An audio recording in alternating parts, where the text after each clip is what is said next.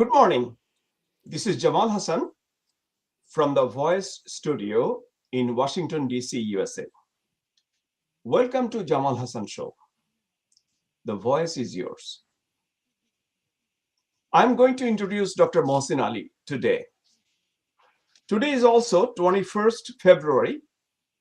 74 years ago, on this day, in Diden, East Pakistan, the Bengalis of Pakistan sacrificed their life to establish Bengali is one of the state languages of Pakistan.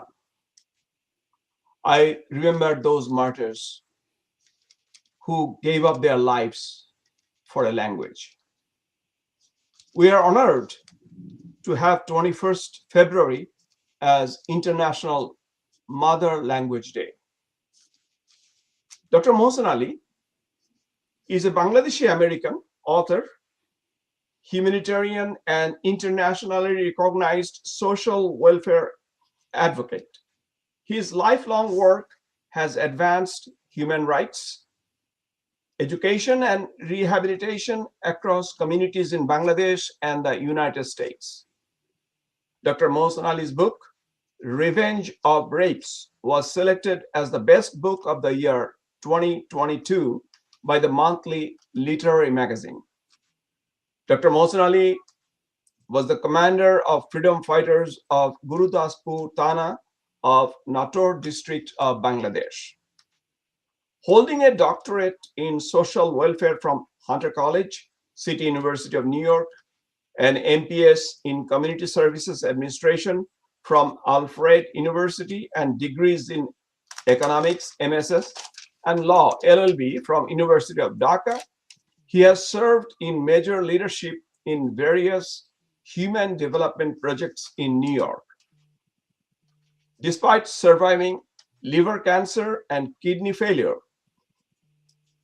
through a dual transplant in 2021, he continues his work as the author of 35 English and 15 Bengali books.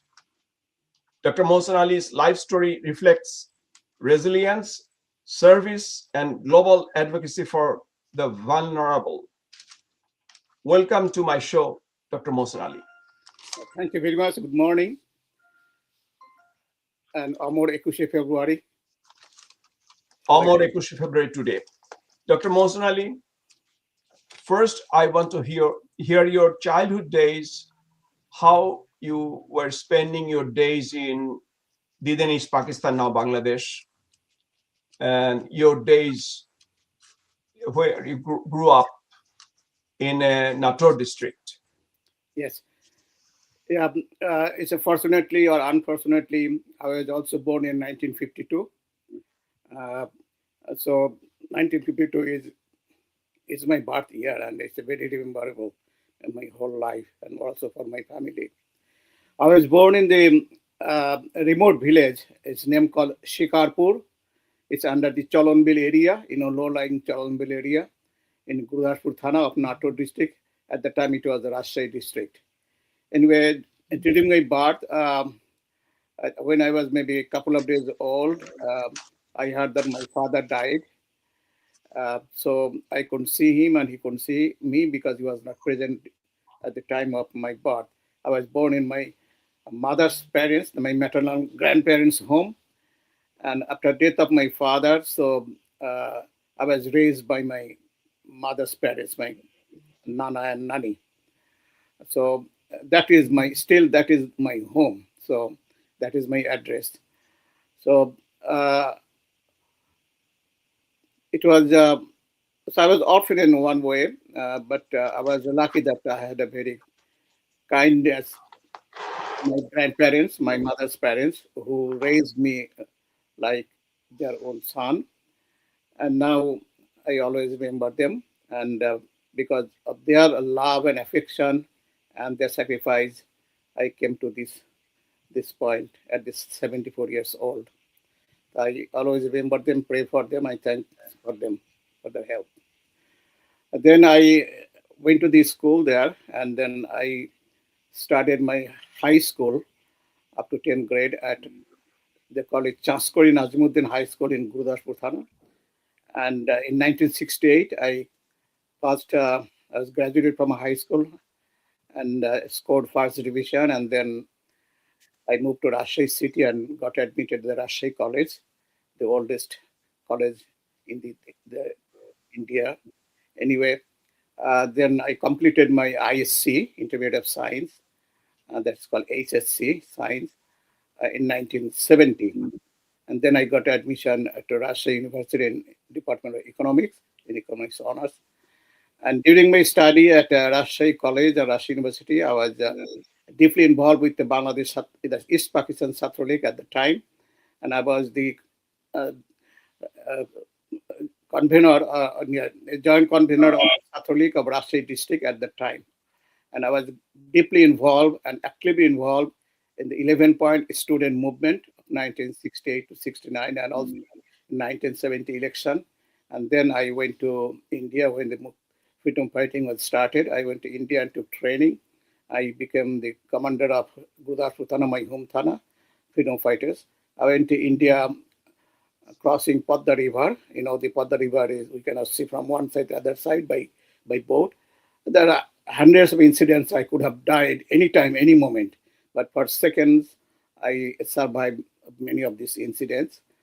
And I went to India several times. I brought young freedom fighters from Bangladesh to India and deposited them for the training. And then I brought them, they trained Muktizoddha inside Bangladesh and placed them in different areas like in Lalpur Thana and Natur Thana and Boraigram Thana, Chakmor Thana, Gurdaspur Thana, Taras Thana, all these areas that in my areas that I worked for freedom fighter. And finally, after August, from August, I was made commander of Gurdaspur Thana, and then I fought with my almost 300 freedom fighters, trained freedom fighters, and then occupied Gurdaspur on the 16th of December, 1971.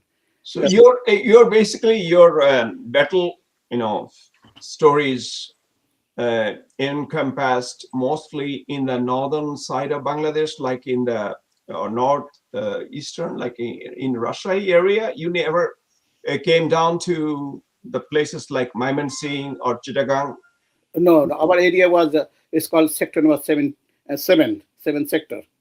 Sector 7, and Colonel Nuruzzaman was our commander, and sub commander was Captain Giyasuddin. So I was directly involved with Captain Giyasuddin, who was the at that time EPR commander of Rajshahi Zone, and then he led us for all these awards during the time. So although we are independent, we are not under him directly, but we always followed his directions because we are like a Mujib Bahini and also Bichu Bahini. I was made the commander of northern part of Bichu Bahini, like in Rajshahi district and Pabna district, part of Bogura district, all this area. So that's why it was a diverse area and it's a diverse responsibility. And we have a few hundred, few thousand freedom fighters in those areas that we worked in those 10 thanas in Chalonville areas. This Chalonville is a famous lake in yeah, Bangladesh. is a famous So, no-line area. so can you give certain stories? Can you give us some detailed experience confronting the Pakistani army, like where you are almost coming to Yeah, like the point where you would be dead? yes. One incident. Let me cite yeah, with the Pakistani army directly. It was on August 23rd, 1971. So we came from India, from West Bengal. We crossed the river on the 21st of August, and then we stayed a couple of nights in Lalpur and also in uh, Bagatipara Thana, the Darampur area, and then we moved to Boraigram Thana. So we are walking on foot. There's water up to knee, up to waist level, and then we had a bag in our back with all these ammunitions, and we have some had machine guns, light machine guns, LMG. Some has also SMG, short machine gun, and some has rifles. And also we have hand bombs, other things. So we came to a place, there's the road from Nator to Pabna, that goes to the Dhaka also. And we came to that place called Karbala Road, that's the name of the village. And when we came, then we are waiting because we had always guide from local people, always guide who is to guide us, which way to go and where to stop. They told me us to stop, and until the Pakistani military truck, they used to patrol from Nator to Pabna, all the ways to go and come back every half an hour. So when we were waiting, and then we saw the truck went, and then we moved. But unfortunately, a couple of more trucks after we moved, we crossed the river. Sorry, we crossed the road and came to other side. Both side was with sugar cane. It's a sugar cane field, sugar cane area, because there's a sugar cane a factory there near in Lalpur, Gopalganj area. Anyway, so both sides are sugar cane, so it's a very high, taller, very, very tall than we are. Anyway, then we crossed the road, but our clothes were like wet. So we dropped a lot of water when we crossed. Our footprint and our lot of water drop on the piece road. So when the next truck were going through, they passed the area and they noticed that there was some water on the street. So they backed up, and then they started firing around all sides. They don't know which side the freedom fighter going, because they know that freedom fighter were crossing this road. That's why they're patrolling every night. So, and then we are hiding in the sugarcane field. But fortunately, there was the Eid Mat that we pay to Eid, and there is a member, we call it member, that's the structure with the built of brick that Imam is to stand and is to pray for the people. So and behind the concrete the brick structure, and so we hid in that area. It's not very wide, like about maybe 8 or 10 feet, but we are uh, uh, 8 people there. So we just go there, and we hid there, and there's the firing going on all around. And I was on one side, and there's one bullet hit me on my thigh, and another one on my about the ankle. So 2 bullets hit me on my foot, and then I almost collapsed. And then I told that we are going to die, so let's die fighting. I told them I was the commander, so they are following me. I told, okay, whatever we have, let's fight. Throw the grenades and bombs and hand bombs to the truck, and then start firing. So then our freedom, because I could not do anything because I was already wounded, and one person was holding me so that I don't drop inside the water. I don't drown inside the water. Then others started firing and then throwing hand grenade, and then within a few minutes, the truck drove away, and we heard that lot of people from the truck were screaming. That means we thought that maybe a grenade or hand bomb or something hit the truck and somebody injured or died inside the truck. But they ran away. They drove away to Pabna area. And then we noticed that our people, a couple of them went to the street and they didn't find anybody. But but we thought that because of the screaming we heard, we thought that maybe somebody or maybe more than one people. You mean from the other side, from the Pakistani side? Yeah. And then they took me to Mokara Hut.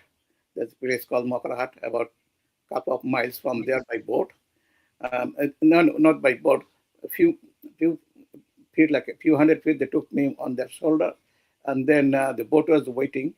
Because you were severely injured at the Yeah, time. injured. Yeah. So you are talking about your fellow soldiers were Yeah. carrying you to Yeah. the Carrying me. Yeah. safe The place. water was up to knee level, up to waist level. This. Okay, okay. And then after a few hundred feet, there was a boat waiting. And so they took me on the boat and they took me to Maukarahat. There is a house called Dhoni Sarkar. So he has like a two-story, like a, uh, not brick building, but in the village, they have a wooden house, the two-story. They put me on the second floor, and then and they brought a local doctor in the night. It was about 1:30 in the morning that scene had happened. 1:30 in the morning, and this. So I stayed there for a couple of days, and then finally, so I started walking, and then we moved to Gurdaspur Thana in on 30th of August. 30th of August, we moved to Gurdaspur Thana, 30th of August. So this is one of the incidents. So you So have, after that, even after that, you continued to fight. You oh yeah, continued to lead the guerrilla yeah. Because fighters. I got hit on my thigh and on my above the ankle. So this, So, but you recovered and you are still a fighter. yes, Lupita, yeah. Okay. Now I'm going back to another incident. I mean, or episode of your life. After the tragic death of Bangabandhu, 15th of August 1975, you revolted. Many of the revisionists or revisionist historians, they want to say there was not a single hue and cry. Nobody protested. But I know from your life story that you not only protested, you fought against the regime which took over power after 1975. Yeah, Can you give some details about that? yeah, that's right. So at the time, I had my organization called Gonomilon. In English, we used to call People's Union. Gonomilon was organized. Which year it was organized? 1972 March. Oh, okay. Gonomilon. 1972. Okay. Yeah, Okay. because Bangabandhu, when we deposited our arms to Bangabandhu on 31st of January 1972, so he asked that those who can, ask the students, those who can spare time, don't go to the university, spare your time, go back to your village, and then spend your time for rebuilding the nation, war-torn nation. So at the time, so I came back and I spoke to our freedom fighters, almost 150 freedom fighters in Gurdaspur Thana. And then we decided to form an organization, type of NGO, social organization named Gono Milon. And then we started program of Tebaga Khamar, 3 shared farms, and the microcredit, and and also the Oh, other. we'll go back to that Yeah, stage I'm just telling the later on, but yeah. we are talking about 75 now. Yeah. So at that time, we had a few Tevaga Khamars and also other programs. I explained later. So other Yeah. programs. Mhm. This, and then now on the 15th, on the 14th August, you know, Shankar Govinda Chaudhary was made governor of Nato district by Bangabandhu. He called me. I was in Dhaka. He called me at Sangsad Bhavan. I met him and he told that, okay, go back to Gudas Nator and arrange a reception for him because he was appointed as the governor of Nato district. So with his request, so I Is traveled it to Nato. because of the after the implementation of Bakshal, we call it, Yeah, that yeah, there are governors in yeah, 60 governor. districts? Yeah, Oh, 64 okay, district okay, governor. Yeah. oh, okay, So, okay. which is because so I took at a night bus, 10 o'clock. I came to Nator, and then from there I went to Gudaspur because people are waiting for me with a motorcycle. So I was sleeping in a house, and then at 6 o'clock in the 6:15, yeah, 6:15 in the morning, the house owner, landlord, he called me, my door, knocked my door, and told her, get up, get up. Because I was almost like very sleepy because I just maybe came back half an hour ago and then went to bed. Then he called me and then he told that your Bangabandhu was killed. I was surprised. What happened? Then he brought the radio. The other time there was no TV, radio, and he told us, listen. Then I heard the message that আমি ডালিম বলছি, আমি major ডালিম বলছি, that Bangabandhu আজকে Sheikh Mujibur scale Because anyway, Dalim was announcing that he ডালিম killed Major announcing. Dalim. Yeah. Yeah. Oh, okay. Then I could not sleep. I contacted local freedom fighter Army League, and we made a procession. Went to the Gurdaspur police station, and then the police them scattered us by baton, and then we thought that we have to do something. Then I left my project. I told my other workers that you run the project. I have to go for fight again. There's another freedom fighting. So then I started fighting with in Gurdaspur Thana and Tarastan and Chakmor Thana. The several. How you launched your fighting? How did you do that?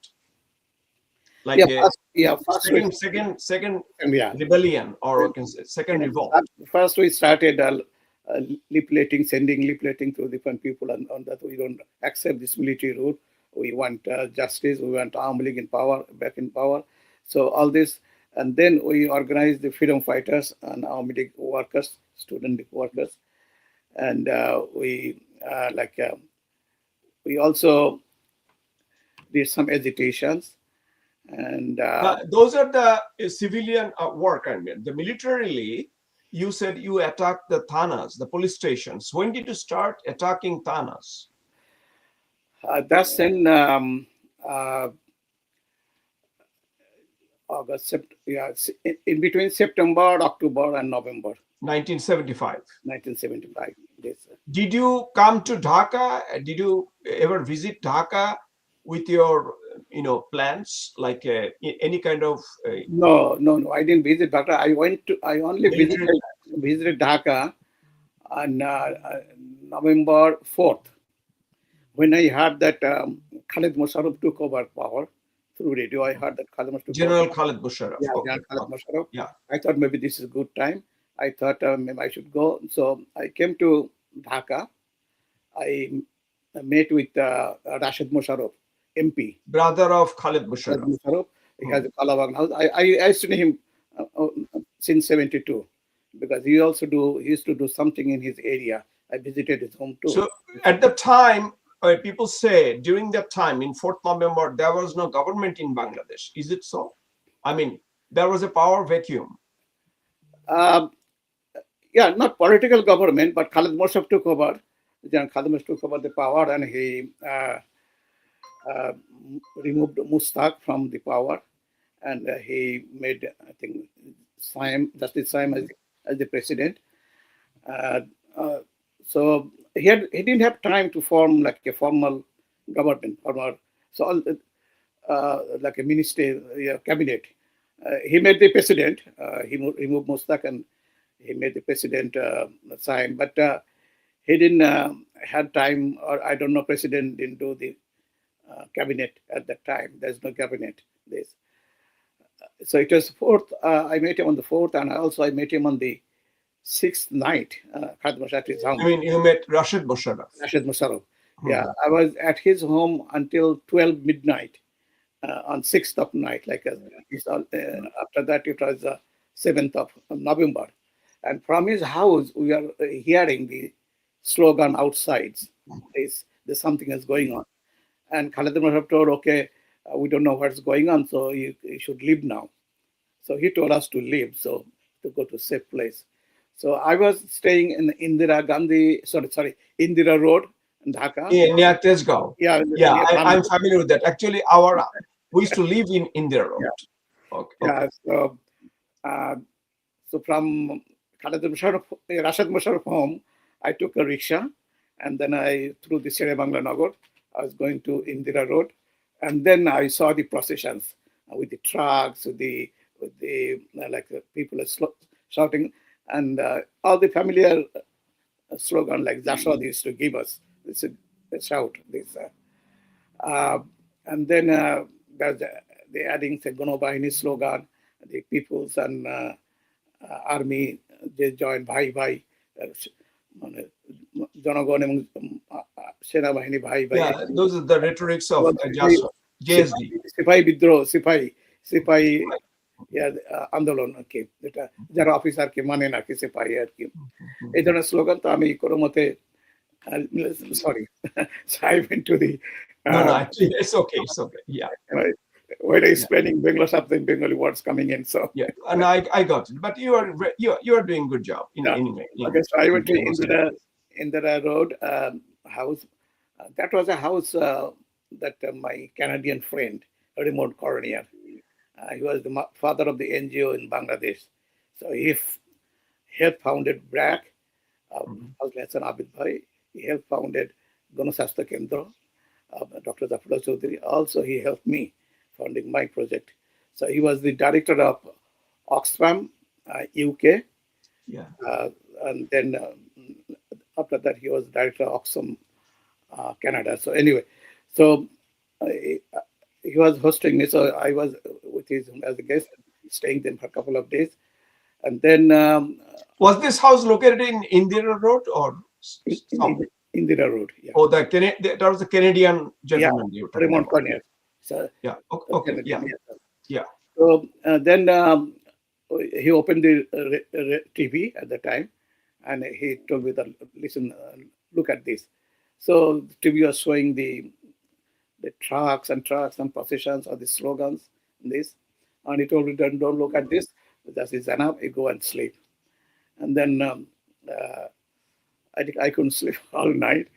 And next morning he told that he should leave and he should go to your area because it's not safe. This because he's also under surveillance too because he was foreign national in this. And then okay, he drove me to Arisa, up to Arisa, just to cross the Dhaka city safely. This, so I went to Arisa. Then from there I took a. At the time there's no bridge, so we took a launch to Nagarbari, and from Nagarbari by bus. So I went to my area secretly, and then started fighting again. So I was arrested on November uh, 28, 71. No, no, 75. Yes, or 75, 28, 70. So No, you said that when you went back to your place of or original place of residence, like in Gurudaspur area, you start to fight. You yeah, are fighting against whom? Was the Bangladesh army or local police? local police. Army didn't come there at the time, only local So you police. are fighting local police Yeah, local who police. were probably supportive of the new regime, new Yeah, government. yeah, that's right. Yeah, Yeah. yes. And then on November 28th, I was sleeping in a shelter. Somehow my shelter was leaked out. And then I saw that Shelter means in a hiding place. hiding place. Yeah. Oh, Yes, okay. yeah. We used to call shelter from 71, those. Uh, It's almost like 71 once again. yeah, that's right. Okay. So, So, but somebody was a traitor. Somebody. yeah, exactly. Yeah, yeah. Okay, lift out. Okay. So uh,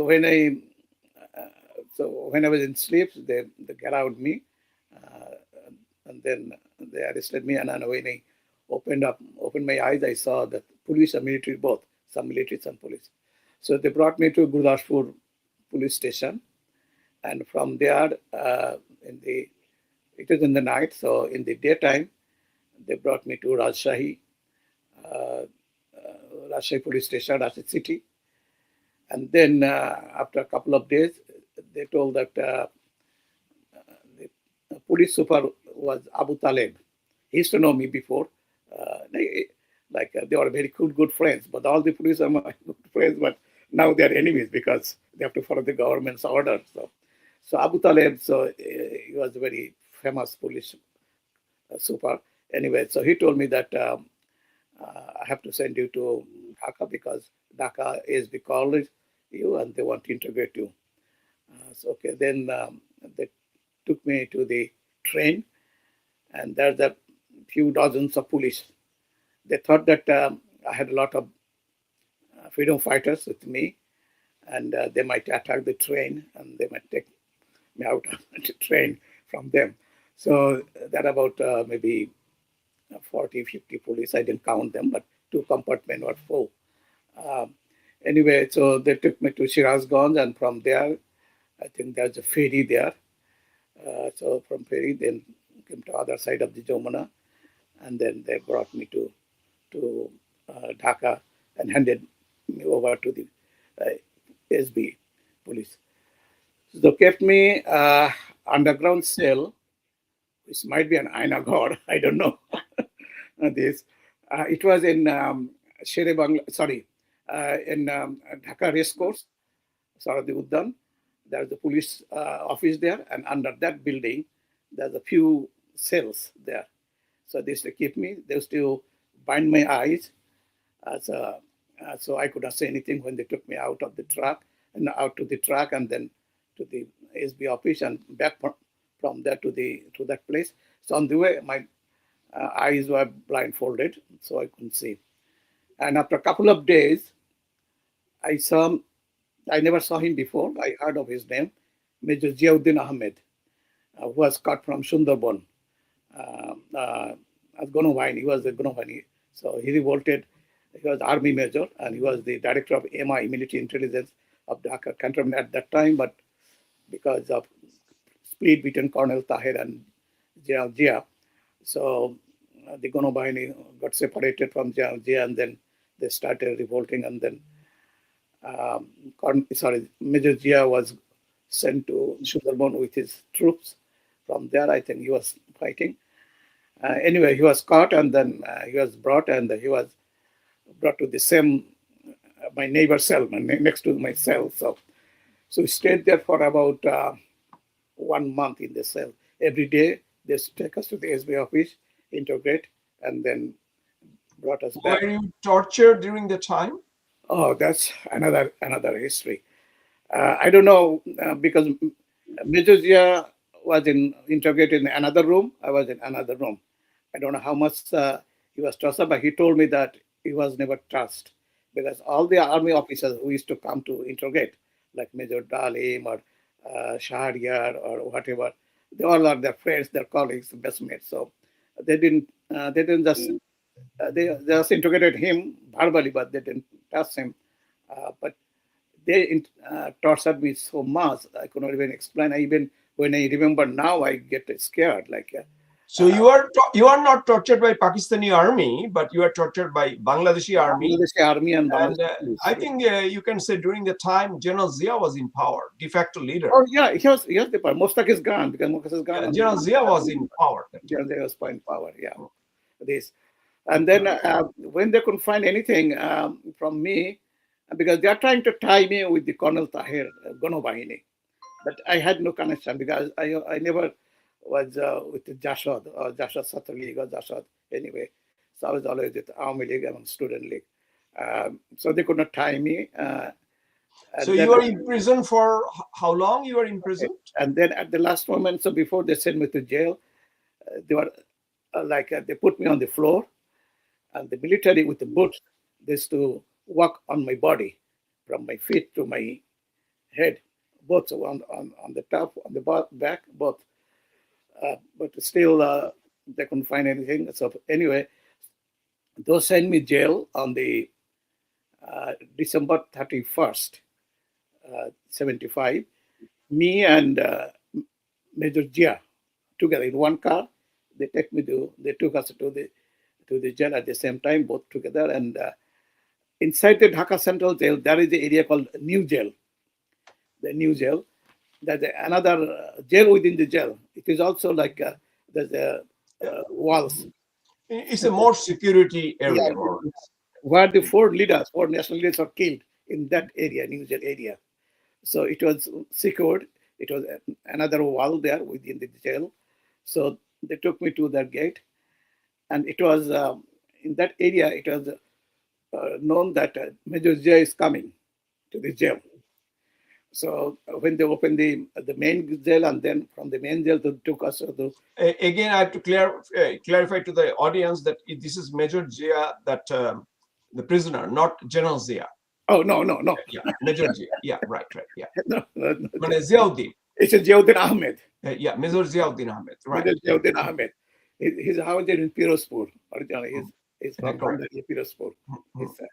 And he's I think either cousin or nephew of Ittifaq Moinur Hussain, and their cousin, I think. So my question is, Dr. Ali, how long you were imprisoned? Okay, yeah. So when we went to the jail, when they opened the jail, and then Gazi Ghulam Mustafa, Abdul Samad Azad, Minister Muti Rahman, all came at the gate, and they brought the aluminum plate and with the spoon and the ringing. You're talking about those people, they were also imprisoned. Yeah. They They were are also before. They are before we are. So okay, Ghazi Ghulam Mustafa, Matur Rahman. yeah, they are inviting us, Yeah. and they don't. Couple of them knew me, but they didn't know that I'm coming. But they know that they knew that Major Jiyuddin Ahmed is coming, so they are welcoming him like with the with the hitting this plate. this anyway, and because Ghazi Ghulam Mustafa was arrested by Major Jia from Narsingdi when he was in high. No, by Major Jia means you are talking about Jiyuddin Ahmed. Jiyuddin Ahmed. Yeah, because he was the military intelligence director at the time. Oh, he arrested Ghazi Ghulam Mustafa. He arrested Ghazi. Now both are prisoners in the same jail. And now that's why they're welcoming. Ghazi welcoming with the what an irony. What? And saying that at the gate, he was saying that, "Hi, Major, what a luck! We are now in the same prison." But he was Major Jia was saying that yes, we are in the same prison, but we through reverse, but we have started from different places and met together. Dr. Ali, during the time you are, in Dhaka prison, that I was like arrested in November, and then I was released from the jail in December 1977, 26 months. So you were all this time you were in Dhaka jail. On Dhaka jail. No, were you interrogated? One time I was sent to Faridpur jail. Okay, during the time in Dhaka jail. Yeah. During the time in Dhaka jail, were you interrogated time to time, or they didn't bother you? No, once I went to inside the jail, they didn't interrogate me. They didn't interrogate me. So how was your life in the jail, basically? Look, each of us was given a cell, a separate cell. So we are independent in one cell, like our leaders, Tajuddin Ahmed, Sayyidul Islam, Kamar Jaman, Mohsin Ali, they were killed in their own cell. We are given the same type of cell. And there's a few buildings. I think there's 7 or 8 buildings. Each building has 20 rooms on this. And I think number 1 building, both those 4 nationalities were number 1 buildings. We saw this. I saw that building, and it's just a couple of buildings from us where we were staying. And then we saw the blood and all this, all the sheikhs were hit by the bullets. All this. The place where the 4 leaders were killed. Yeah. In my cell, I was one room. Major Jiyuddin Ahmed was one room. Mahmoud Manna is another room, and Netherlands journalist Peter Custers. I think you have heard his name. Yeah. Peter Custer. He was arrested. He was in another room. He speaks to Bengali very well. I used to know him before I was arrested. And then Singapore Indian businessman Hathi Rahmani, Jackie Hathi Rahmani, he was in another room. And then Apama Mahbubul Haq, Satru League president. JSD. Yes, he was JSD. He was in another room. Yeah, JSD Satru League. He was in another room. And then other people were like, as I said, Ghazi Ghulam Mustafa, Abdul Samad Azad, Minister Muti Rahman, Syed Hussain, Secretary Sheikh Jamal's Shoshur, father-in-law, and our leader Abdul Qudus Makhon. John Mohidun Ahmed was Bangabandhu's bodyguard, the person who was standing behind him on the 7th of March. Yeah, I saw him. Yeah, I remember. Yeah, he was there. This like about almost 200 people there. We are there. This apparently you are given division, like a higher. Yeah, that's why I was lucky that I was given division, because they know that I was the commander of the Thana level freedom fighter, and I was also an NGO director. Anyway, so they gave me the division. That's one thing, good thing they did. So that was in a good environment, good situation. There's a good food. There's no complaint about the food, and we are like at 6 o'clock in the evening. Everybody has to go to their own room, and they're locked from outside. Inside the room, there's a bathroom. You can take shower. You can good toilet. There's independent. So like is one bedroom except kitchen. So that's a good area. And at 6 o'clock in the morning, they open the door. We used to go out, and Major Ziauddin Ahmad used to walk around us around this area like a military PT. This, and then we used to see all the leaders and talk to them. And every day, like in the afternoon, like 3 o'clock something to evening, we used to sit in different groups and to discuss what will happen in the next. Like a Jashar people used to sit in one group, Ahmadi people sitting in one group, and this way. And I remember that um, Abdul Gusal Makun Bhai used to sing Rabindra Sangit. So every day he used to sing one Rabindra Sangit with there's no instrument, no harmonium, just empty stone, empty tone like he used to sing. So there is this way that we're enjoying the time there. And then Major Ziauddin Ahmed and Mahmoud Manna, the Jashar people, they used to call frequently for interview. Uh, I think there's a case going on with the Colonel Tahir, and Major Ziauddin Ahmed was also one of the accused person in that case. And finally, on the 21st of July, the verdict was declared that Colonel Tahir was hanged, given like a death penalty by hanging, and Major Ziauddin Ahmed was given 10 years of prison. Colonel Tahir's elder brother, Abu, sorry, so he was given like Colonel Tahir was hanged in July of 76. July 21st of 21st. I think I remember the day Yeah, I was outside my residence yeah, and there was a curfew in Dhaka in yeah, the evening time. yeah. Yeah, right, yeah. And his Abu Tahir, sorry, Colonel Tahir's younger brother, Professor Anwar was given 10 years imprisonment. And I think his Bahar, his another brother Bahar was given either 10 years or lifelong. I don't remember all this. So all this like declared. And Those are the interesting stories. Dr. Mohsin Ali, actually, I think we could probably someday we can arrange another yeah, it's a segment story. on that story. But today, we have to emphasize another part of your life.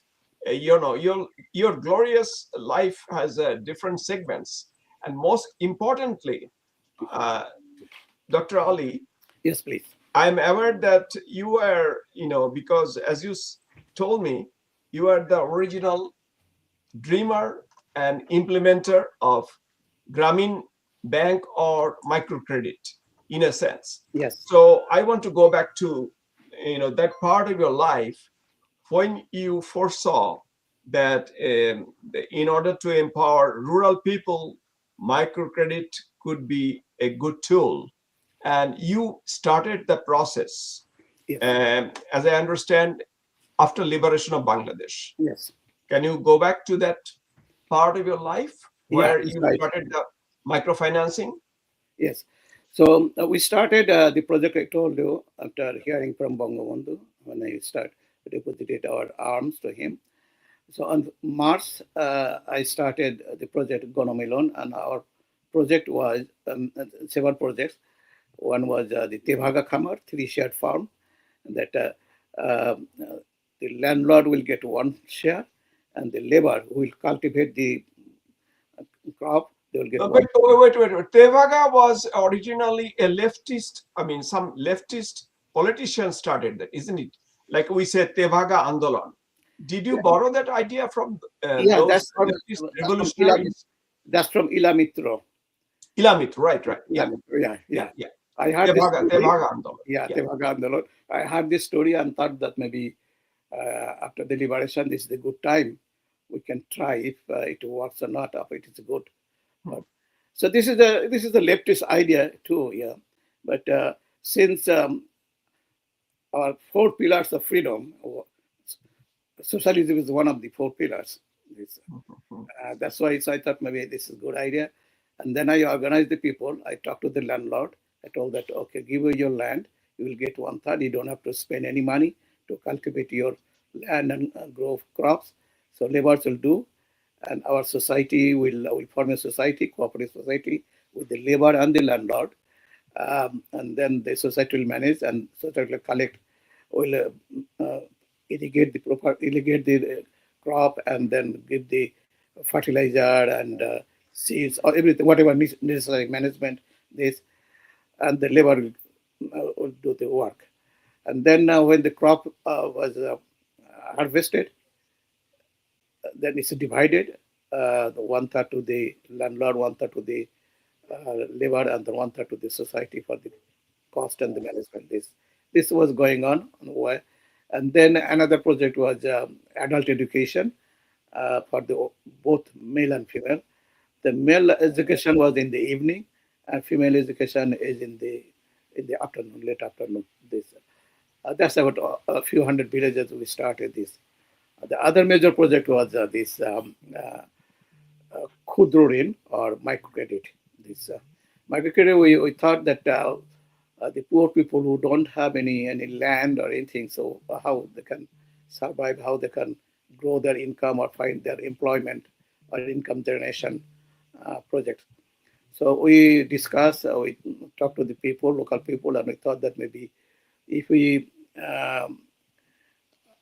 form group like 10, 15 people in one group, and there'll be group leader, group assistant leaders, and they started depositing some money, like either they will give a rice, or maybe at that time maybe 1 taka or 50 cents, 50 paisa, whatever.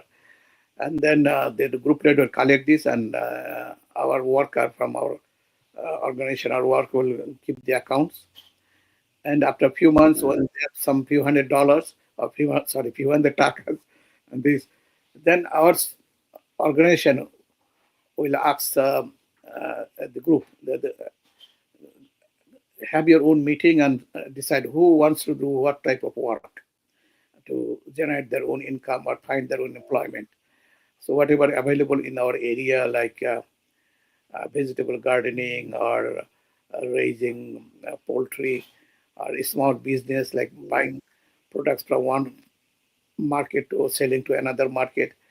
So making chanachur, making muri, there are hundreds of ideas they brought. Okay, okay, then we'll provide you loan, interest free, but you have to pay back, because so that we can give it to someone else. This is not the donation. This is not the relief. This is because after liberation, everybody thought everything is relief. This, so we thought that this is not the relief. This is not the donation. This is pure loan money, but without interest. You don't have to pay any interest. This idea of microcredit, that you basically you proposed and implemented, that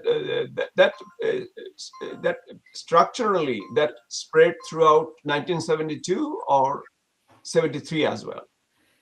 Yeah, spread out until I was arrested in 75. So, okay. Now, going back to 72, you told me that you were in touch with Chashi, the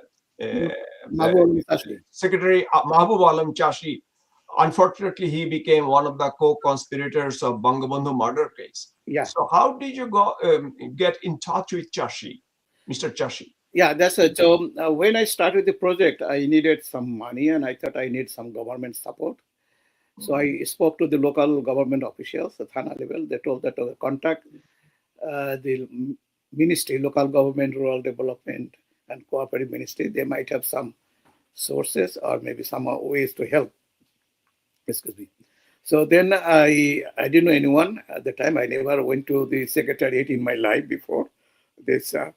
I didn't know how the government works, how the secretary works. Anyway, so I I think I went to NATO and then met with the SDO at the time, the subdivision officer, and then he gave me the telephone number for minister.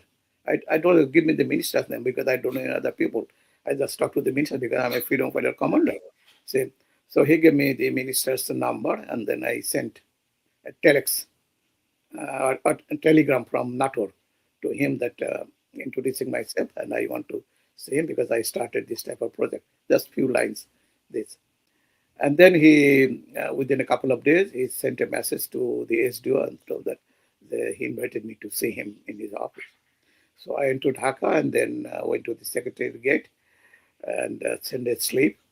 And then he immediately called me and I met him first time. His name was Samsul Haq. He was from Kaliakoir of now Gazipur district, I think, Kaliakoir Thana MP. So I explained him to him my ideas and my project, and he was very excited. I told that okay, let me call my uh, our ministry secretary. Then he called Mabolum Sashi. I didn't know him before. I never heard of his name before. Which month you met him? Can you remember? Yeah, it was in July 72. 72. Okay. July 72. Okay. And then he introduced me to Mahabulam Sachi, and Mahabulam Sachi heard. And he also get very impressed and excited. He told, okay, he told Mr. Okay, sir, uh, let him come with me in my room, and then I discuss with him more and see how I can help. Okay, then he told, okay, then minister told me that anytime call me, come to me, see me, my door is open for you. Okay.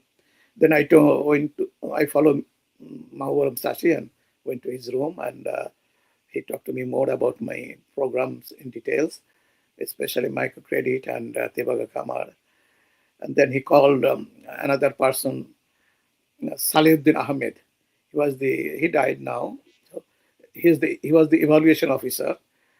He is the contact person from the ministry to the local, like a Thana level programs or officers. So I explained to him, and he told that okay, I'll find some help for you. So he told me to follow him to his room, sign to his room, and then he uh, discussed everything, and then he came to my visit my project, and then he finally connected me with the Oxfam UK, that's remote cornea, and then remote. I'm curious about one little thing. When you are talking with Mahbub Alam Chashi, nowadays we can, for example, if I meet any Bangladeshi in America or anything, I want to see whether that person is pro-liberation or pro-Jamati or something. During the time of your first interaction with Chashi, did you have any feeling that he is a pro-Pakistani or pro-Bengali or pro-liberation war or anything, or you are not curious about it? No, I didn't think in that way, but what I heard that he was the foreign secretary in the exile government. The, like Mustaq was the Khandakar Mustaq Ahmed was, I think, in charge of the foreign ministry, Oh, and I see. he was the foreign secretary. Yes, I heard that's. Okay, okay, okay. Because he was in the Pakistan, I think he came to join the liberation war government, and he So was, Mahbub Alam Chashi was basically working in Pakistan as a bureaucrat. yeah, he was a Oh, foreign service for long before, he was a foreign service. so do you know when did he arrive in East Pakistan or Bangladesh, or it was during the Liberation War? Yeah, He, during the liberation war, he joined there like in this, he joined yeah, Bangladesh government, and he was made foreign secretary under Mustaq. This, foreign secretary. yeah, Okay, okay. Now, you also said that Mahbub Chashi and Dr. Muhammad Yunus, they are from the same region in Chittagong. yeah. And Mahbub Sashi is the home village is in Rangunia Thana. and Chashi introduced you with Dr. Yunus. Is it so? That's another interesting. This uh, back in September 1972, Maulam Sashi organized they called Krishak Sammelan, Farmers Conference in Rangunia of Chittagong. So he invited me that bring your farmers from your Tebaga Kamar or three shared farms and It was in 1972. 72 September. This, Yeah. no, not 72 August, I think. August, September, yeah. July and then August. So immediately. I went to, with his invitation, I went to Chittagong, Rangonia with my some farmers, about maybe 7 or 8 people. from our area. And then Rangunia, so there he invited also other people from other areas, like from Gaibanda, from Lokipur, or Noakhali, or maybe Feni. So some other people. Rashid Musharraf MP was also there with his people there, a few. And at that meeting, at the conference, the 3 days conference, Dr. Inus came with his students and some teachers from Chittagong University. And in that conference, so I was introduced by Sashi to Dr. Inus that he's young man, he's doing this thing in his area. And then there was a session that I spoke about my project in details. Dr. Inus was the chairing this session. So he was very interested. And then in one session, I also made chairman.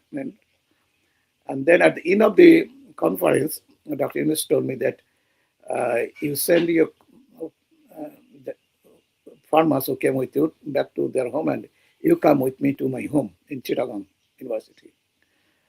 So then he was very cordial at the time. So, and because he was the chairman of economics department at Chittagong University, and I was the student of second year honors student of economics at Rashtra University. So he's my like teacher, like he's not a direct but same department, like teacher. And my Rashtra University economics department chairman was Professor M.A. Hamid. He told that when he was promoted from associate professor to full professor, Dr. Yunus came as an external to interview him. So that means he's senior to,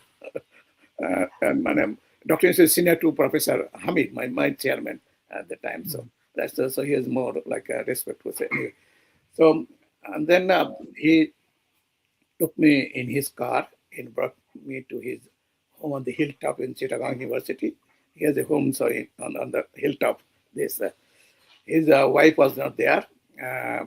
So his wife left by the time with the child, Monica. This I didn't know before that. When I asked him that what are your family members, he told me that this is the tragedy in his life. That is what. During the time, your first introduction to Dr. Yunus, or your later on your interaction with the famed Nobel laureate, did you have the feeling that he was not familiar with that idea of microfinance?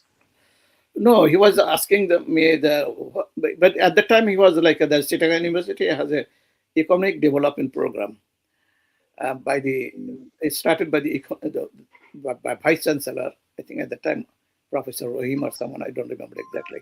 So and he has given Dr. in charge. He made him in charge of that economics program, economic development of Chittagong University. So taking the land in and around the Chittagong University to do something, maybe harvesting or something for the economic development of the university. So when he came to know me, so he invited me in his house and he was asking I stayed there with 3 days, 3 nights. So he was asking all my programs and details. And then he invited me to speak in front of his student. So he arranged student meetings several times in his department. And many people, including Jahanara Begum, who was the advisor few days ago, health advisor. She was also there. And that I explained my program. I told his student that he was a student like you, but he's doing this. So we cannot do something, and we can follow him. Then he took me to Jobra village and met with the farmers there, men and women. And then he used to translate because I didn't understand Srilankan language at that time.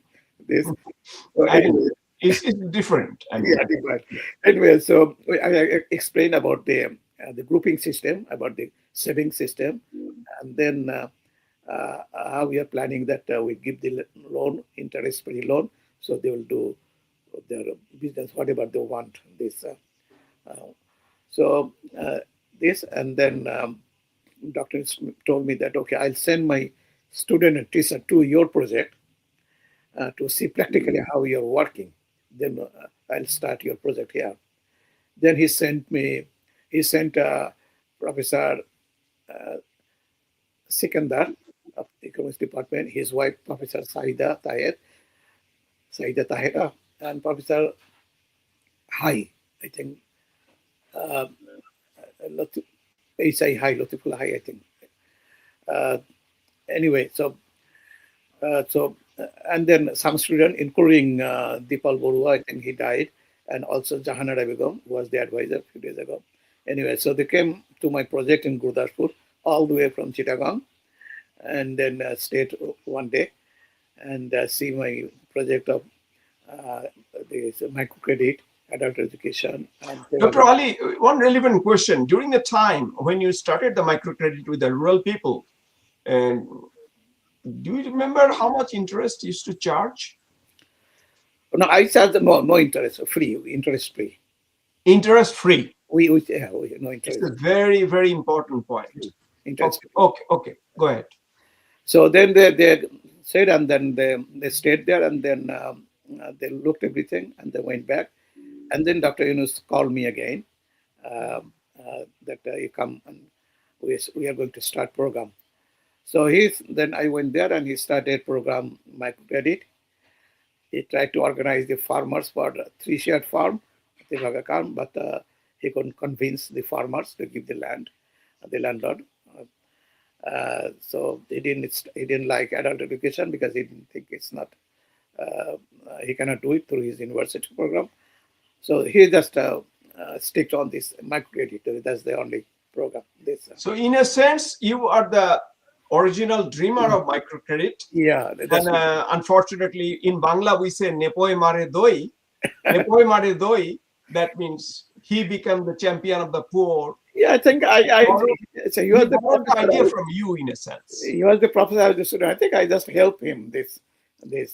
Yeah. And, but this is a story. It should be expressed, should be told and told million times. It's true that he got the idea. He got the idea of his project from me. Yeah. Microcredit. He tried other project too. He tried to organize three shared farm, but he couldn't do it. He tried to organize the night school for the adult, but he couldn't do it.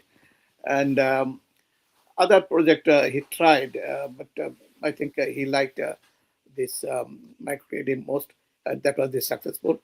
And he also told me that he borrowed money from the local bank, and then he gave that money as a loan to his groups, but he charged 5% interest at the time. That he told me. Not later on, it went, And then multiple times in a sense. What happened in 77 when I came out of the jail in 78? So he already moved to Tangail at the time, which is Grameen Bank, and he had office in Mirpur. So I used to see him there, and then I told him that, sir, you registered this as an NGO. So I helped him register at the social welfare organization, and he made me secretary, and he was the chairman of Grameen Bank Social Welfare. But I don't have any document because I cannot show any document. Anyway, so that's why I don't tell it. Because when I left Bangladesh in 1986, so I don't have any document. I didn't bring any document, and when I went back. So you worked with the Grameen Bank for some time? Yeah, for some times, yeah. Were you a paid employee or you worked as a board member, yeah.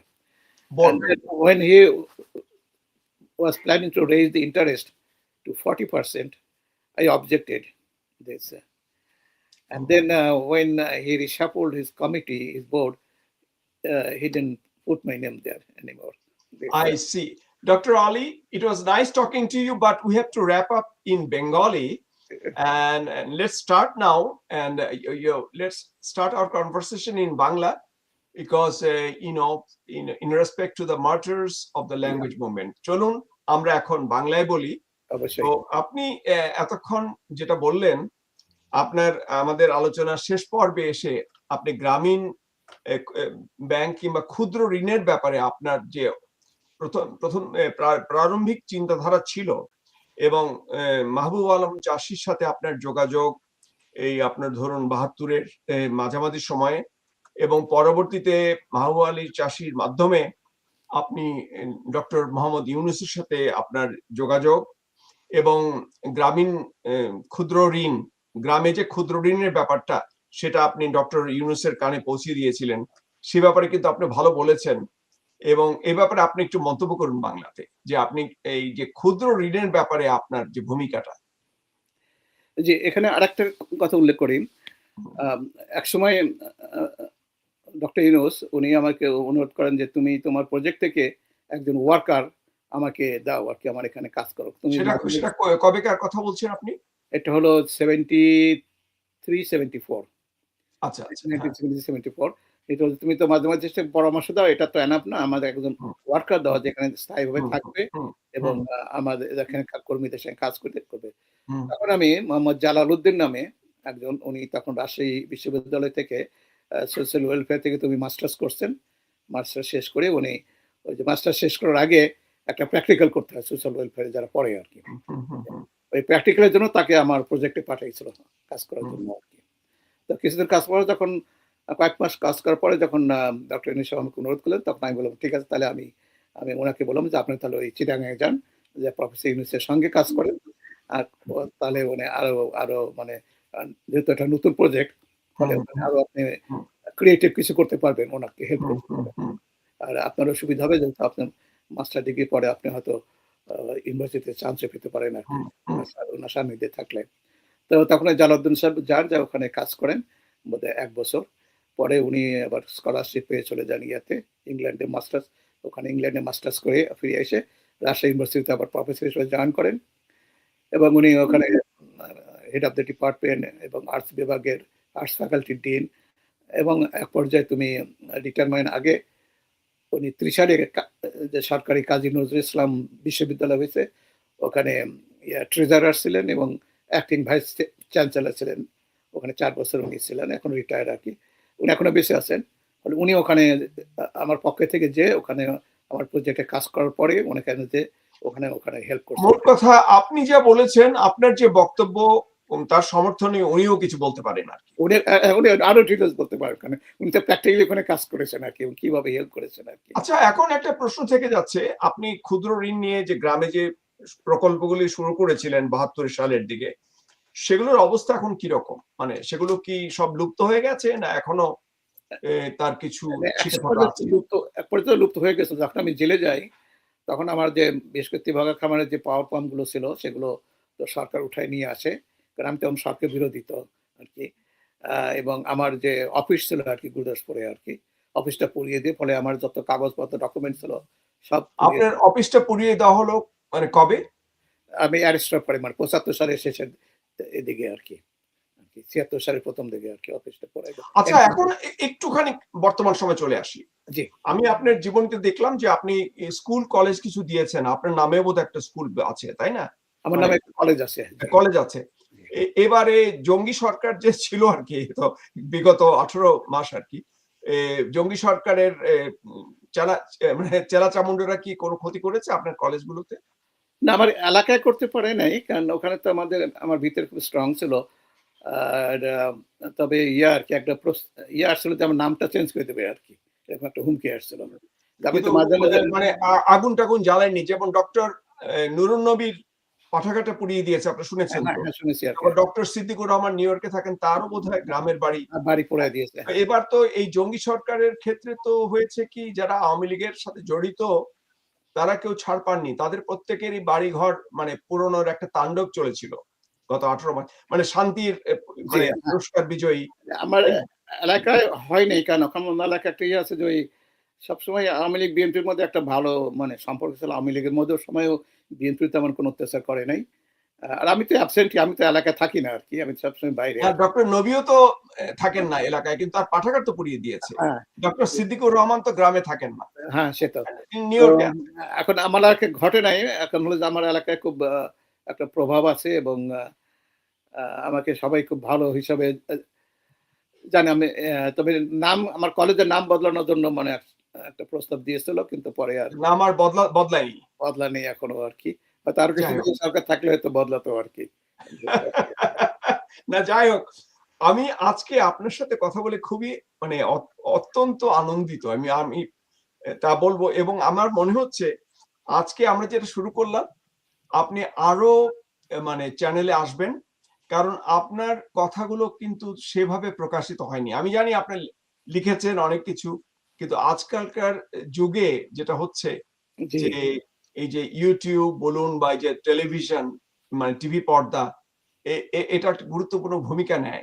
মানুষ অনেকে লেখাপড়া মানে written বা printed লেখা দেখে, কিন্তু আমার মনে হয় এটার বেশি প্রতিক্রিয়া হয়, আমাকে অত ইমপ্যাক্ট হয়। পড়ার ধৈর্য থাকে না। কারণ আপনার হয়তো হেডলাইন বা ২-১ প্যারাগ্রাফ পড়ে তারপরে আর পড়ে না আর কি। আপনার জীবনে অনেক মানে কাহিনী আছে। আসলে যেমন ধরুন ৭৫ এর পরের সময়কার মানে সে জেলে যে আপনার ধরুন আব্দুল কুদ্দুস মাখনের রবীন্দ্রসঙ্গীত গাওয়া, তাই না? জি, কিংবা মেজর জিয়াউদ্দিনের সেই কুচকাওয়াজ, ইয়া হ্যাঁ? এবং সবচেয়ে আরো ইন্টারেস্টিং, মেজর জিয়াউদ্দিন যাকে গ্রেপ্তার করলেন, তিনি এবং নাজিবুল্লাহ মোস্তফা, ইয়া একই সাথে সেই গ্রেপ্তারকৃত ব্যক্তি এবং কাজী গোলাম মোস্তফা একই জেলে। এই যে অকথিত কাহিনীগুলো, এগুলো আসলে প্রকাশ করা দরকার।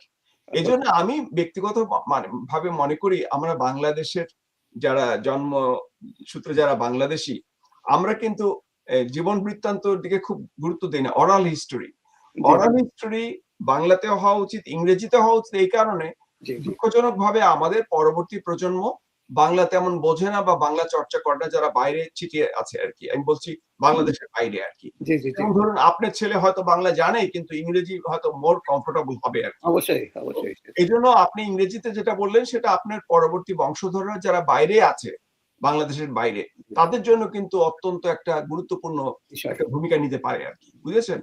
তো আজকে মাতৃভাষা দিবস, এ বিশ্ব মাতৃভাষা দিবস এবং বাংলাদেশের শহীদ দিবস। জি, আমরা শ্রদ্ধার সাথে সকল যোদ্ধা সৈনিকদের স্মরণ করছি। আজকে আমরা যে একটা মানে মর্যাদাপন্ন জাতি হিসেবে বাংলাদেশিরা সারা পৃথিবী ছড়িয়ে আছে নতুন পতাকা, এবং বাংলাদেশের স্বাধীনতা কিন্তু শুরু হয়েছে বলতে গেলে ৫২ থেকেই। কারণ ৫২ থেকে বাঙালি জাতীয়তাবাদের যে সূচনা, সেটা একটা বিরাট অর্থবহকর ব্যাপার। আপনি বলুন কিছু শেষ পর্যায়ে। জি। আমি ১ম মানে আমাদের আলোচনা শেষে আরকি আ বাংলায় বক্তব্যের ১ম এই আমি স্মরণ করি আমাদের ১৯৫২ সালের ২১শে ফেব্রুয়ারি সেই শহীদদের, যাদের আত্মত্যাগের কারণেই বাংলা ভাষা তো রাষ্ট্রভাষা হয়েছেই, এবং আমাদের মুক্তিযুদ্ধ যেটা আমরা পরবর্তী পর্যায়ে ১৯৭১ সালে করেছি, বহু আন্দোলনের মাঝখান দিয়ে চলে আসলেও ওই ৫২ সালের ভাষা আন্দোলনের ওই দিনটাই আমাদেরকে অনুপ্রেরণা দিয়েছে আমাদের বাংলাদেশের স্বাধিকার অর্জনের এবং আমাদের জাতীয়তাবাদের অর্জনের জন্য। এবং ৭১ সালে সেটা পরিপূর্ণ হয় আমাদের মুক্তিযুদ্ধ বিজয় লাভের মাধ্যমে। তাই আমি আরো গভীর শ্রদ্ধা জানাচ্ছি আমার সেই ৭১ সালে ৫২ সালে শহীদ সে সালাম, বরকত, রফিক, আরো যারা আছেন অজানা, তাদের সবার প্রতি গভীর শ্রদ্ধা নিবেদন করছি। এবং তাদের অনুপ্রেরণাতেই আমিও অনুপ্রাণিত হয়ে ১৯৭১ সালের মহান মুক্তিযুদ্ধে যোগ দিতে পেরেছি ১৯ বছর বয়সে, এবং অনেক কষ্ট, যুদ্ধ, আহত হয়েও যুদ্ধে জয়লাভ করেছি এবং বাংলাদেশকে স্বাধীন করতে পেরেছি। গত ১৮ মাসে যা ঘটেছে সেটা খুব বড় দুঃখজনক। আমি তো অনেক সময় অনেক লেখাতে লিখেছি যে আমরা বোধহয় আবার পরাজিত হয়ে গেলাম সেই পরাজিত শত্রুদের কাছে, সেই রাজাকার বাহিনীর কাছে, যারা আমাদের ৩০ লক্ষ লোককে হত্যা করার জন্য পাকিস্তানিদের সহযোগিতা করছে, নিজেরাও হত্যা করেছে, এবং ৩ থেকে ৪ লক্ষ মা বোনকে যারা ধর্ষণ করেছে এবং ধর্ষণ করার জন্য পাকিস্তানিদের সাহায্য করেছে। এই আহ, অধ্যায়টা পেরিয়ে আমরা বর্তমানে এই কয়েকদিন আগে সেই জামাত ইসলামকে পরাজিত করে যদি বাংলাদেশের জনগণ বিএনপিকে ক্ষমতা এনেছে, আমরা আশা করি এই বিএনপি তাদের স্বাধীনতার কথা মনে রাখবে এবং স্মরণ করে বাংলাদেশ স্বাধীনতা যুদ্ধের যে নেতৃত্ব দেওয়া বাংলাদেশ আওয়ামী লীগকে তারা আবার কাছে টেনে নেবে, এবং আওয়ামী লীগ নেতৃত্বে আবার বাংলাদেশের রাজনীতি চলবে। এবং এক পর্যায়ে হয়তো আমি আশা করি যে আগামী ১ বছরের মধ্যে থেকে ১.৫ বছরের মধ্যে আবার নতুন নির্বাচন হবে আওয়ামী লীগের অংশগ্রহণের মাধ্যমে, এবং তখন প্রকৃত যে জনপ্রিয়তা তখন বাছাই হবে। কারণ এখন যে নির্বাচন হয়েছে এটা তো আওয়ামী লীগ ছাড়াই নির্বাচন হয়েছে। আর লোকজন বিএনপিকে ভোট দিয়েছে যেহেতু জামাতকে চায় না, এই জামাতকে চায় না, তাই অল্টারনেটিভ তো আর কোনো দল নেই, সাহেব বিএনপিকে ভোট দিয়ে জামাতকে বিতাড়িত করছে যাতে ক্ষমতায় না আসতে পারে। তাই আগামী দিনে খুব দ্রুত হয়তো 6 মাস না হলেও 1 বছর থেকে 1.5 বছরের মধ্যে আমরা আশা করি যে আরো একটা নতুন নির্বাচন হবে আওয়ামী লীগ সহ, এবং তখন প্রকৃতভাবে জনপ্রিয়তা যে অর্জন করবে, যে ভোট পাবে সেই সরকার গঠন করবে। যেটাই হোক, আওয়ামী লীগের সরকার হোক আর বিএনপি সরকার হোক, আমরা মনে করি তারা মুক্তিযুদ্ধকে, ভাষা আন্দোলনকে এবং 1947 সালের পর থেকে যে সমস্ত আন্দোলন হয়েছে সমস্ত আন্দোলন এবং মুক্তিযুদ্ধ আন্দোলনকে তারা মাথায় রেখে তারা এই বাংলাদেশকে পরিচালনা করবে। এই বাংলাদেশ মুক্তিযুদ্ধের জন্যই বাংলাদেশ প্রতিষ্ঠিত হয়েছে।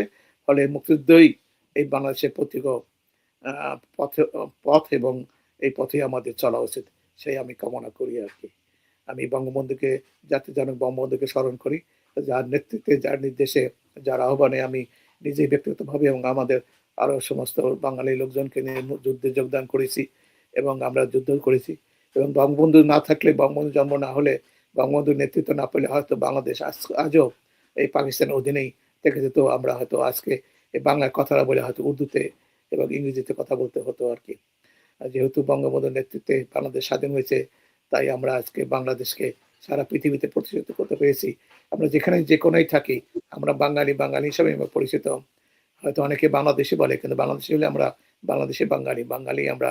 আমাদের বাংলাদেশে সেই লাল সবুজের পতাকা সবখানি ওড়াই। আজকে নিউ ইয়র্ক থেকে শুরু করে অস্ট্রেলিয়া, কানাডা, জাপান সবখানি আমরা বাংলাদেশের হাজার হাজার লোক, লক্ষ লক্ষ লোক বাস করে, তারা এই বাংলাদেশের পতাকা উত্তোলন করি। এই 71 সালের কারণেই আমরা আজকে এই সুবিধা পেয়েছি। আজকে আমরা চিন্তা করি যে যদি বাংলাদেশ স্বাধীন না হতো, যদি পূর্ব পাকিস্তান থাকতো, তাহলে আমরা কয়জন বাঙালি? আমি হয়তো কোনোদিন আসতে পারতাম না সে গ্রাম থেকে এখানে এসে এই আমেরিকায় এই 25টা বই লেখা আমার পক্ষে সম্ভব হতো না, আপনাদের সামনে কথা বলা সম্ভব হতো না। এবং অনেকেই আমার মতো হতো, লক্ষ লক্ষ লোক এই আমেরিকা সহ বিভিন্ন দেশে আসার সুযোগ পেত না, শুধু পশ্চিম পাকিস্তান লোকেরাই আসতো আর কি। তাই আমরা যে দলই করি না কেন, আমাদের উচিত আমরা বঙ্গবন্ধুকে স্মরণ করি, বঙ্গবন্ধুকে শ্রদ্ধা করি, তাকে সালাম জানাই এবং তার নেতৃত্বের প্রতি আমরা আনুগত্য থাকি। আওয়ামী লীগকে অনেকে পছন্দ না করতে পারেন, কিন্তু বঙ্গবন্ধুকে সবারই পছন্দ করা উচিত, তখন সবাইকে সালাম দেওয়া উচিত, সবাইকে স্মরণ করা উচিত, সবাইকে শ্রদ্ধা করা উচিত। কারণ তার নেতৃত্বের কারণেই আমরা বাংলাদেশ স্বাধীন হয়েছে, যার জন্য আমরা সারা পৃথিবীতে আজ লক্ষ লক্ষ বাঙালি ছড়িয়ে আছে। এমনকি মিডিল ইস্টে যারা চাকরি করছেন, তারাও বাংলাদেশ স্বাধীন না হলে হয়তো আমরা এত লোক মিডিল ইস্টে যায় চাকরি করতে পারতো না। সৌদি আরব হোক, আবুধাবি হোক, দুবাই হোক, আর আমিরাত হোক, কাতার হোক, যা হোক সবখানেই। তাই বঙ্গবন্ধুই আমাদের আমাদের একমাত্র নেতা, হাজার বছরের শ্রেষ্ঠ বাঙালি নেতা আর কি। তাকে আমরা শ্রদ্ধা করি। এই ভাষা আন্দোলন দিনে ভাষা শহীদদের সাথে বঙ্গবন্ধুকে আমি শ্রদ্ধা করি এবং আমাদের 30 লক্ষ শহীদদের শ্রদ্ধা করি, স্মরণ করি। আপনাকে অসংখ্য ধন্যবাদ, সহমত পোষণ করছি। আজকে বিদায়ের আগে বলছি, শেষ আমার স্লোগান, জয় বাংলা। জয় বাংলা, জয় বঙ্গবন্ধু, জয় বঙ্গবন্ধু। ধন্যবাদ আপনাকে। ধন্যবাদ। আবার কথা হবে ইনশাল্লাহ। আসসালামু আলাইকুম। আবার কথা হবে।